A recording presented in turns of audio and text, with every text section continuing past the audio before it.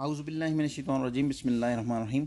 جی ناظرین، آج آپ کو جنازہ کے احکام کے بارے میں چند احادیث بیان کروں گا، تو چلتے ہیں پہلی حدیث کی طرف۔ حضرت ام سلمہ رضی اللہ تعالیٰ عنہ سے روایت ہے کہ رسول اللہ صلی اللہ علیہ وسلم نے فرمایا، جب تم مریض یا میت کے پاس جاؤ تو اچھی بات کہو، کیونکہ فرشتے تمہاری بات پر آمین کہیں گے۔ جب ابو سلمہ فوت ہوئے تو نبی صلی اللہ علیہ وسلم تشریف لائے تو میں نے عرض کیا، یا رسول اللہ صلی اللہ علیہ وسلم، ابو سلمہ کا انتقال ہو گیا ہے۔ آپ صلی اللہ علیہ وسلم نے فرمایا کہ اے اللہ، مجھے اور اس کو معاف فرما اور مجھے اس سے اچھا بدلہ عطا فرما۔ حضور صلی اللہ علیہ وسلم نے فرمایا، اس طرح کہہ۔ میں نے کہا تو اللہ نے مجھے اس سے بہتر محمد صلی اللہ علیہ وسلم عطا فرما دیے، یعنی کہ بعد میں ام سلمہ جو ہے وہ حضور صلی اللہ علیہ وسلم کے نکاح میں آ گئی۔ حضرت ابو ہریرہ رضی اللہ عنہ سے روایت ہے کہ رسول اللہ صلی اللہ علیہ وسلم نے فرمایا، کیا تم نہیں دیکھتے جب آدمی مر جاتا ہے تو اس کی آنکھیں کھلی رہتی ہیں؟ صحابہ نے عرض کیا، کیوں نہیں یا رسول اللہ؟ فرمایا، وجہ یہ ہے کہ اس کی نگاہ جان کے پیچھے جاتی ہے۔ حضرت ابن عمر رضی اللہ عنہ سے روایت ہے کہ سعد بن عبادہ رضی اللہ عنہ بیمار ہو گئے تو رسول اللہ صلی اللہ علیہ وسلم ان کی عیادت کے لیے آئے۔ آپ کے ساتھ عبد الرحمن بن عوف رضی اللہ عنہ، سعد بن ابی وقاص رضی اللہ عنہ، عبداللہ بن مسعود رضی اللہ عنہ تھے۔ جب آپ صلی اللہ علیہ وسلم سعد کے پاس پہنچے تو ان کو بے ہوشی کی حالت میں پایا۔ آپ صلی اللہ علیہ وسلم نے فرمایا، کیا ان کو موت دے دی گئی ہے؟ تو صحابہ نے عرض کیا، نہیں یا رسول اللہ صلی اللہ علیہ وسلم۔ تو رسول اللہ صلی اللہ علیہ وسلم رونے لگے۔ جب لوگوں نے رسول اللہ صلی اللہ علیہ وسلم کو روتے ہوئے دیکھا تو وہ بھی رو پڑے۔ آپ صلی اللہ علیہ وسلم نے فرمایا، تم نے نہیں سنا کہ اللہ تعالیٰ آنکھ سے بہنے والے آنسو اور دل کے رنج پر عذاب نہیں دیتا، لیکن اس کی بنا پر یا عذاب دیتا ہے یا رحم فرماتا ہے۔ یہ کہہ کر آپ صلی اللہ علیہ وسلم نے اپنی زبان کی طرف اشارہ کیا، یعنی کہ رونے سے کوئی گناہ نہیں ہے، آپ آنسو سے رو سکتے ہیں، آپ کا دل رنجیدہ ہے، یہ ایک فطرتی عمل ہے، لیکن بین کر کے رونا یہ عذاب ہوتا ہے، یہ گناہ ہے۔ حضرت انس بن مالک رضی اللہ عنہ سے روایت ہے کہ رسول اللہ صلی اللہ علیہ وسلم ایک عورت کے پاس آئے جو اپنے بچے پر رو رہی تھی، تو آپ صلی اللہ علیہ وسلم نے فرمایا، اللہ سے ڈرو اور صبر کرو۔ وہ کہنے لگی، آپ کو میری مصیبت کا کیا اندازہ ہے؟ جب آپ صلی اللہ علیہ وسلم تشریف لے گئے تو اسے بتایا گیا کہ یہ رسول اللہ صلی اللہ علیہ وسلم تھے۔ یہ سن کر وہ ایسی ڈری جیسے موت آ گئی ہو، اور رسول اللہ صلی اللہ علیہ وسلم کے پاس گئی تو دیکھا آپ کے دروازے پر کوئی دربان نہیں تھا۔ وہ کہنے لگی، یا رسول اللہ صلی اللہ علیہ وسلم، میں نے آپ کو پہچانا نہیں تھا۔ آپ صلی اللہ علیہ وسلم نے فرمایا، صبر وہی ہے جو ابتدائی صدمہ کے وقت کیا جائے۔ حضرت ابو مالک اشعری رضی اللہ عنہ سے روایت ہے کہ میں نبی کریم صلی اللہ علیہ وسلم نے فرمایا، چار باتیں میری امت میں زمانہ جاہلیت کی ایسی ہیں کہ وہ ان کو نہیں چھوڑیں گی: اپنے حسب پر فخر اور نسب پر طعن کرنا، ستاروں سے بارش کی امید رکھنا، اور نوحہ کرنا۔ نوحہ یعنی بیان کرنا۔ نوحہ کرنے والی اگر اپنی موت سے پہلے توبہ نہ کرے تو قیامت کے دن اس حال میں اٹھے گی کہ اس پر گندک اور خارش کی قمیض پہنائی جائے گی، یعنی کہ اتنا بڑا عذاب ہے بیان کرنے والی عورتوں پر۔ حضرت عائشہ رضی اللہ عنہ سے روایت ہے کہ جب رسول اللہ صلی اللہ علیہ وسلم کے پاس زید بن حارثہ، جعفر بن ابی طالب اور عبداللہ بن رواحہ کی شہادت کی خبر پہنچی تو آپ صلی اللہ علیہ وسلم پر غم کے آثار نمودار ہوئے۔ فرماتی ہیں کہ میں دروازہ کے درزوں میں سے دیکھ رہی تھی کہ آپ صلی اللہ علیہ وسلم کے پاس ایک آدمی نے آ کر عرض کیا، یا رسول اللہ صلی اللہ علیہ وسلم، حضرت جعفر کی عورتیں رو رہی ہیں۔ تو آپ صلی اللہ علیہ وسلم نے اس کو حکم دیا کہ وہ جا کر ان کو منع کرے۔ وہ گیا اور آ کر عرض کیا کہ انہوں نے نہیں مانا، تو آپ صلی اللہ علیہ وسلم نے اس کو دوبارہ حکم دیا کہ جاؤ اور ان کو منع کرو۔ وہ گیا، واپس آ کر عرض کرنے لگا، اللہ کی قسم یا رسول اللہ صلی اللہ علیہ وسلم، وہ ہم پر غالب آ گئیں۔ فرماتی ہیں، میرا گمان ہے کہ رسول اللہ صلی اللہ علیہ وسلم نے فرمایا، جاؤ اور ان کے منہ میں خاک سے بھر دو، یعنی کہ ان کے منہ کو خاک سے بھر دو، یعنی کہ اتنا برا جانا بہن کر کے رونے والی عورتوں کو۔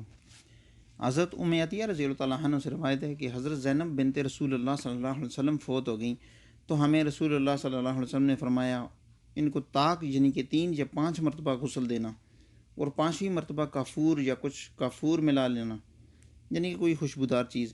جب تم اس کو غسل دے لو تو مجھے خبر دے دو۔ ہم نے آپ صلی اللہ علیہ وسلم کو خبر دی تو آپ صلی اللہ علیہ وسلم نے اپنا تہ بند عطا کیا اور فرمایا، اس کو ان کے کفن سے نیچے لپیٹ دو۔ حضرت ام عطیہ رضی اللہ عنہ سے روایت ہے کہ رسول اللہ صلی اللہ علیہ وسلم نے جب ہم سے اپنی بیٹی کو غسل دینے کا حکم دیا تو فرمایا، دائیں طرف سے شروع کرو اور وضو کے اعزاز سے ابتدا کرو۔ یہ میت کو غسل دینے کے بارے میں واقعہ ہے، تو یہ ایک طریقہ کار اس کا الگ سے بیان کرنے کے لیے ویڈیو چاہیے، لیکن میں آپ کو شارٹ بتا دیتا ہوں کہ کس طرح میت کو غسل دیا جاتا ہے۔ سب سے پہلے جو غسالہ یعنی کہ غسل دینے والا یا غسل دینے والی ہوتی ہے، چاہے عورت ہو تو اس کو عورت غسل دے گی، مرد ہو تو اس کو مرد غسل دے گا، اس لیے غسالہ وہ ہوتا ہے جو غسل دیتا ہے۔ تو غسالہ کو چاہیے کہ جو بھی اس کے ساتھ ہو وہ میت پر ایک کپڑا ڈھانپ لے، اس کے بعد جو ہے وہ اس کے نیچے کے پہلے کپڑے اتارے، پھر اوپر کے کپڑے اتارے، لیکن یاد رہے کہ اوپر ایک کپڑا رہنا چاہیے تاکہ میت کی شرمگاہ کو کوئی بھی نہ دیکھ سکے۔ جس طرح زندہ کی شرمگاہ کو دیکھنا گناہ ہے، اسی طرح مردہ کی شرمگاہ کو بھی نہیں دیکھنا چاہیے، گناہ ہے۔ تو اس کے بعد اس کے پیٹ کو تھوڑا ہلکا دبانا چاہیے، کیونکہ عمومی طور پر یہی ہوتا ہے کہ جب روح قبض کی جاتی ہے تو انسان کا پیشاب وغیرہ نکل جاتا ہے، تو اس صورت میں جو ہے وہ تھوڑا سا ہلکا سا پیٹ کو دبانا چاہیے تاکہ کوئی چیز ہو تو نکل جائے۔ اس کے بعد استنجا کروانا چاہیے، یعنی کہ جو غسالہ ہوگا اس کے ہاتھ پہ ایک کپڑا لپیٹا ہوگا تو ٹھیک طرح سے اس کو استنجا کروائے، یعنی کہ پورا وضو جس طرح نماز کے لیے کرتے ہیں پہلے اسی طرح کرنا پڑے گا۔ پہلے استنجا کروانا پڑے گا، اس کے بعد اس کے بعد جو ہے ان کے ہاتھوں کو دھلوایا جائے گا۔ پھر ان کے کلی اور غرارہ کا تو سسٹم نہیں ہو سکتا میت کے ساتھ، اس لیے ان کے ہونٹوں پر ہی 3 دفعہ صاف کیا جائے گا کپڑے سے پانی لگا کر، اور پھر ناک کی بیرونی سطح کو اسی طرح دھویا جائے گا۔ پھر پورے منہ کو 3 دفعہ جس طرح ہم وضو کے لیے عام طور پر دھوتے ہیں اسی طرح دھویا جائے گا۔ پھر بازوؤں کو 3 دفعہ، پہلے دائیں بازو پھر بائیں بازو کو پانی سے دھویا جائے گا 3 دفعہ۔ پھر اس طرح سر کا مسح کیا جائے گا۔ اس کے بعد پاؤں کو دھوتے ہیں جس طرح سے ایک پاؤں دائیں پاؤں پھر بایاں پاؤں۔ تو اس کے بعد جو ہے وہ پورے جسم پر 3 5 7 مطلب طاق مرتبہ جو ہے وہ پورے جسم پر اس طرح سے پانی ڈالنا ہے کہ کوئی جسم کا ایسا خشک نہ رہے، یعنی کہ دائیں طرف سے شروع کرنا ہے۔ پہلے میت کو دائیں طرف سے تھوڑا اٹھا لیں تو کندھوں سے نیچے اس طرح سے سارا پانی ڈالیں دائیں طرف سے، پھر اس طرح بائیں طرف سے، یعنی کہ 3 5 اور 7 یعنی کہ طاق عدد میں آپ ان کو غسل دے سکتے ہیں۔ تو یہ غسل کا طریقہ کار ہوتا ہے۔ اس پانی میں جو ہے وہ آپ خوشبو ملا سکتے ہیں، کافور ملا سکتے ہیں، بیری کے پتے وغیرہ ملا سکتے ہیں۔ تو یہ عمومی طور پر غسل کا طریقہ جو میں شارٹ آپ کو بتا رہا ہوں، ورنہ اس کے لیے بہت ٹائم چاہیے۔ غسل دینے کے لیے میت کو کسی پھٹے یا اونچی سی چیز پر لٹانا چاہیے تاکہ پانی نکل جائے۔ غسل کے بعد جب کفن لپیٹا جاتا ہے یا کفن دیا جاتا ہے تو یاد رہے کہ مردوں کے لیے 3 کپڑے استعمال ہوتے ہیں اور عورتوں کے لیے 2 اضافی کپڑے یعنی کہ 5 کپڑے استعمال ہوتے ہیں۔ حضرت ابو سلمہ رضی اللہ تعالیٰ عنہ سے روایت ہے کہ میں نے ام المومنین حضرت عائشہ صدیقہ رضی اللہ تعالیٰ عنہ سے پوچھا کہ رسول اللہ صلی اللہ علیہ وسلم کو کتنے کپڑوں میں کفن دیا گیا؟ تو انہوں نے ارشاد فرمایا کہ 3 سہولی کپڑوں میں، یعنی کہ مردوں کے لیے 3 کپڑے سنت ہیں۔ حضرت ابو ہریرہ رضی اللہ تعالیٰ عنہ سے روایت ہے کہ نبی کریم صلی اللہ علیہ وسلم نے ارشاد فرمایا جنازہ کو جلدی سے لے جاؤ، اگر وہ نیک ہے تو اسے بھلائی کے قریب لے کے جا رہے ہو، اور اگر وہ برا ہے تو تم برائی کو اپنی گردنوں سے اتار رہے ہو، یعنی کہ جنازے کو لے جانے میں جلدی کرنی چاہیے۔ حضرت ابو ہریرہ رضی اللہ عنہ سے روایت ہے کہ رسول اللہ صلی اللہ علیہ وسلم نے فرمایا جو آدمی جنازہ میں حاضر ہوا یہاں تک کہ نماز جنازہ ادا کی تو اس کے لیے 1 قرات ثواب ہے، اور جو اس کے دفن تک موجود رہا اور اس کے لیے 2 قرات ثواب ہے۔ تو عرض کیا گیا 2 قرات کیا ہیں؟ تو آپ صلی اللہ علیہ وسلم نے فرمایا 2 بڑے پہاڑوں کی مانند۔ تو حضرت ابن عمر رضی اللہ عنہ نماز جنازہ پڑھا کر واپس آ جاتے۔ جب ان کو حدیث ابو ہریرہ رضی اللہ عنہ پہنچی تو فرمایا ہم نے بہت سے قرات ضائع کر دیے، یعنی کہ پہاڑوں کے برابر ثواب ہے، جو دفنانے تک رکا رہے گا، انتظار کرے گا۔ حضرت قریب مولا ابن عباس رضی اللہ عنہ، مولا غلام کو بھی کہتے ہیں، مولا عباس رضی اللہ عنہ سے روایت ہے کہ ابن عباس رضی اللہ عنہ کے ایک بیٹے کو مقام قدید یا عصفان میں انتقال ہو گیا تو آپ رضی اللہ عنہ نے فرمایا قریب دیکھو اس کے لیے کتنے لوگ جمع ہوئے ہیں، یعنی کہ جنازہ کے لیے۔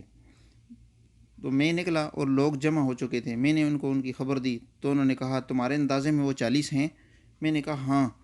تو حضرت ابن عباس رضی اللہ عنہ نے کہا جنازہ نکالو۔ میں نے رسول اللہ صلی اللہ علیہ وسلم نے سنا ہے کہ آپ صلی اللہ علیہ وسلم نے فرمایا جو مسلمان فوت ہو جائے اور اس کے جنازہ میں 40 ایسے لوگ ہوں جنہوں نے اللہ تعالیٰ سے شرک نہ کیا ہو، اللہ تعالیٰ میت کے حق میں ان کی شفاعت قبول فرما لیتا ہے۔ حضرت انس بن مالک رضی اللہ عنہ سے روایت ہے کہ جنازہ کے گزرنے پر لوگوں نے اس کا ذکر خیر کے ساتھ کیا، یعنی کہ اچھائی کے ساتھ کیا، تو نبی کریم صلی اللہ علیہ وسلم نے فرمایا واجب ہوگی واجب ہوگی واجب ہوگی۔ اور دوسرا جنازہ گزرا تو اس کا ذکر برائی کے ساتھ کیا گیا تو اللہ کے نبی نے فرمایا واجب ہوگی واجب ہوگی واجب ہوگی۔ حضرت عمر رضی اللہ عنہ نے عرض کیا میرے ماں باپ آپ صلی اللہ علیہ وسلم پر قربان ہوں، ایک جنازہ گزرا اور اس کی نیکی کے ساتھ تعریف کی گئی تو آپ صلی اللہ علیہ وسلم نے فرمایا واجب ہو گئی، واجب ہو گئی، واجب ہو گئی۔ اور دوسرا جنازہ گزرا تو اس کا ذکر برائی کے ساتھ کیا گیا، تو آپ صلی اللہ علیہ وسلم نے پھر فرمایا واجب ہو گئی، واجب ہو گئی، واجب ہو گئی۔ تو رسول اللہ صلی اللہ علیہ وسلم نے فرمایا جس کا ذکر تم نے بلائی کے ساتھ کیا اس کے لیے جنت واجب ہو گئی، اور جس کا ذکر تم نے برائی کے ساتھ کیا اس کے لیے دوزخ واجب ہو گئی۔ تم زمین پر اللہ کے گواہ ہو، تم زمین پر اللہ کے گواہ ہو، تم زمین پر اللہ کے گواہ ہو، یعنی کہ حضور صلی اللہ علیہ وسلم نے 3 مرتبہ فرمایا۔ حضرت ابو قتادہ بن ربیع رضی اللہ تعالیٰ عنہ سے روایت ہے کہ رسول اللہ صلی اللہ علیہ وسلم کے پاس سے ایک جنازہ گزرا تو آپ صلی اللہ علیہ وسلم نے فرمایا آرام پانے والا ہے یا اس سے آرام پایا گیا ہے؟ تو صحابہ رضی اللہ تعالیٰ عنہ نے عرض کیا مستری و مسترا منہ سے کیا مراد ہے؟ تو آپ صلی اللہ علیہ وسلم نے فرمایا مومن آدمی دنیا کی مصیبتوں سے آرام پاتا ہے، اور فاجر و بدکار آدمی سے بندے، شہر، درخت اور جانور آرام پاتے ہیں۔ حضرت جابر بن عبداللہ رضی اللہ عنہ سے روایت ہے کہ ایک جنازہ گزرا، رسول اللہ صلی اللہ علیہ وسلم اس کے لیے کھڑے ہو گئے۔ ہم نے عرض کیا یا رسول اللہ صلی اللہ علیہ وسلم یہ تو یہودیہ تھی۔ آپ صلی اللہ علیہ وسلم نے فرمایا موت گھبراہٹ کا سبب ہے، جب تم جنازہ دیکھو تو کھڑے ہو جاؤ۔ حضرت ثمامہ بن شفیع سے روایت ہے کہ ہم فضالہ بن عبید کے ساتھ روم کے شہر رودس میں تھے، ہمارے ایک ساتھی کا انتقال ہو گیا تو حضرت فضالہ رضی اللہ عنہ نے حکم دیا کہ ان کی قبر زمین کے برابر کر دی جائے، اور بیان کیا کہ رسول اللہ صلی اللہ علیہ وسلم قبروں کو ہموار کرنے کا حکم فرمایا کرتے تھے، یعنی کہ اونچی قبریں بنانے سے منع فرماتے تھے۔ حضرت ابو الحیاج اسدی سے روایت ہے مجھے حضرت علی رضی اللہ عنہ نے فرمایا کیا میں تجھے اس کام کے لیے نہ بھیجوں جس کام کے لیے مجھے رسول اللہ صلی اللہ علیہ وسلم نے بھیجا تھا، کہ میں ہر مجسمے یعنی کہ تصویر کو مٹا دوں اور ہر اونچی قبر کو زمین کے برابر کر دوں۔ حضرت جابر رضی اللہ عنہ سے روایت ہے کہ رسول اللہ صلی اللہ علیہ وسلم نے قبروں کو پختہ بنانے اور ان پر بیٹھنے اور ان پر عمارت تعمیر کرنے سے منع فرمایا، یعنی کہ مزار وغیرہ جس طرح ہم لوگ بناتے ہیں تو یہ منع ہے، گناہ ہے۔ حضرت ابو ہریرہ رضی اللہ عنہ سے روایت ہے کہ رسول اللہ صلی اللہ علیہ وسلم نے فرمایا تم میں سے اگر کوئی شخص انگارے پر بیٹھ جائے، اس کے کپڑے جل جائیں اور آگ اس کی کھال تک پہنچ جائے تو یہ قبر پر بیٹھنے سے بہتر ہے، یعنی کہ قبر پر بیٹھنا اتنا گناہ ہے، اتنا عذاب ہے۔ حضرت بریدہ رضی اللہ عنہ سے روایت ہے کہ رسول اللہ صلی اللہ علیہ وسلم نے فرمایا میں نے تمہیں قبروں کی زیارت سے منع کیا تھا، تم ان کی زیارت کرو، اور میں نے تمہیں قربانیوں کا گوشت 3 دنوں سے زیادہ روکنے سے منع فرمایا تھا، بس تم جب تک چاہو رکھ سکتے ہو۔ میں نے تمہیں مشکیزوں کے علاوہ اور چیزوں میں نبیذ پینے سے منع کیا تھا، اب تم سب قسم کے برتنوں میں نبیذ پی لیا کرو، اور نشہ آور چیزوں کو نہ استعمال کرنا۔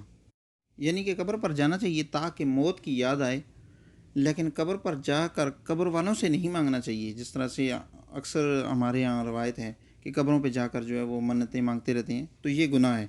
قبر پر جائیں تو قبر والوں کے لیے اللہ سے مانگیں، نہ کہ اپنے لیے قبر والوں سے مانگیں۔ حضرت جابر بن سمرہ رضی اللہ عنہ بیان کرتے ہیں کہ رسول اللہ صلی اللہ علیہ وسلم کے سامنے ایک شخص لایا گیا جس نے اپنے آپ کو ایک تیر سے ہلاک کر لیا تھا، تو آپ صلی اللہ علیہ وسلم نے اس کی نماز جنازہ نہیں پڑھی، یعنی کہ خودکشی کرنے والے کا جنازہ رسول اللہ صلی اللہ علیہ وسلم نے نہیں پڑھا، کیونکہ خودکشی کرنے والا جہنمی ہے۔ اس کے لیے اور حدیث پہلے سے میں بیان کر چکا ہوں دوسری ویڈیوز میں۔ تو ناظرین یہ چند حدیث جنازہ کے احکام کے حوالے سے آپ کے سامنے پیش کی ہیں۔ اللہ پاک ہم سب کو ان پر عمل کرنے کی توفیق عطا فرمائے۔ وما علینا الا البلاغ۔ جزاک اللہ خیر۔